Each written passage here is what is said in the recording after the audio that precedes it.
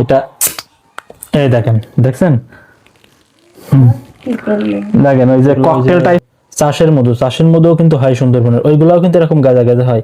কিন্তু তারপরেও একটা কাহিনী আছে, যেটা মনে করেন একদম অথেন্টিক চাকের মধু, ওটার একটা বিশেষত্ব আছে, আমি এই ভিডিও লাস্টে দেখাচ্ছি ওইটা। তো 791। তারপরে আমাদের আরো প্যাকেজিং আছে, দেখেন এটা হচ্ছে 800, 850 হয়েছে, এটা হচ্ছে, এটাও 850।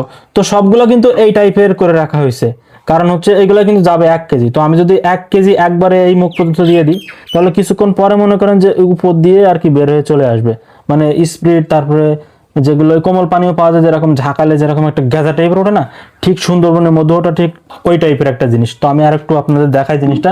দেখেন আমি বাড়ি হচ্ছে এই মধুটা খাই, এটা হচ্ছে সুন্দরবনের মধু, এটা আমার বাড়ি খাওয়ার জন্য। তো দেখেন উপরে উপরে একটু দেখেন, এই বোতলটার এই যে তলাটা দেখেন, এই তলাটা কিন্তু এরকম না, তলাটা মানে এর নিচে চলে আসবে, কিন্তু এটার একটা ঝাঁজের ভিতরে মনে করেন যে টাইপের রয়্যাল বেঙ্গল টাইগারের যেরকম একটা গর্জন আছে না, সুন্দরবনের মধুরও ঠিক ওইরকম একটা গর্জন আছে। দেখেন বোতলের মুখ ফাইটে ফুটে বেরোয় যাচ্ছে এরকম অবস্থা, মানে এটা 2-3 দিন খোলা হয়নি। রেখে দেবেন, যারা একটু দেখাই। ও এইখানে মাইক আমার, দেখছেন কি পরিমাণ একটা ঝাঁজ দিল।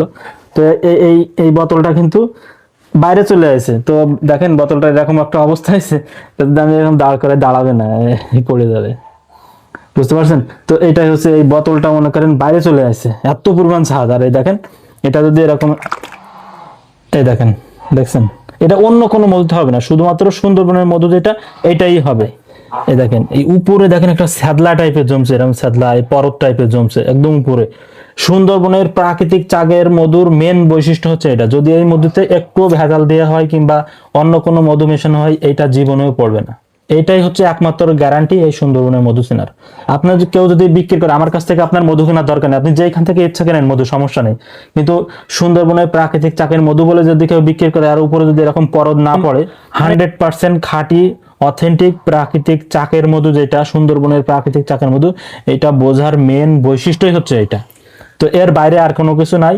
আবার মধুর ভিতরে কিন্তু অনেক ভেজাল আছে ভাই, অনেক ভেজাল আছে, অনেকেই ভেজাল করে, আমি অনেকটাই চিনি ভেজাল মধু সেল দিচ্ছে, কম দামে করে সেল দিচ্ছে, দিক, সমস্যা নেই এগুলা।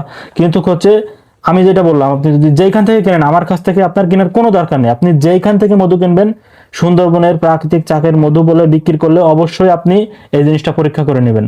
সাথে সাথে পরীক্ষা করতে না পারলেও দেখা যাচ্ছে এটা রেখে দেবেন বাসায় এনে, এটা এইখানে পড়তে বাধ্য, এখানে স্যাদলা হইতে বাধ্য। এই মনে করেন এটা এখন নাই, কিন্তু এখান থেকে দেখা যাচ্ছে 2 ঘন্টা 3 ঘন্টা পরে স্যাদলা জমবেই, এটা মাস্ট, এটা জমবেই। আর এই টাইপের গ্যাজা তো হবে, দেখেন কি পরিমাণ গ্যাজা হইতেছে এটা, এই দেখেন, দেখছেন?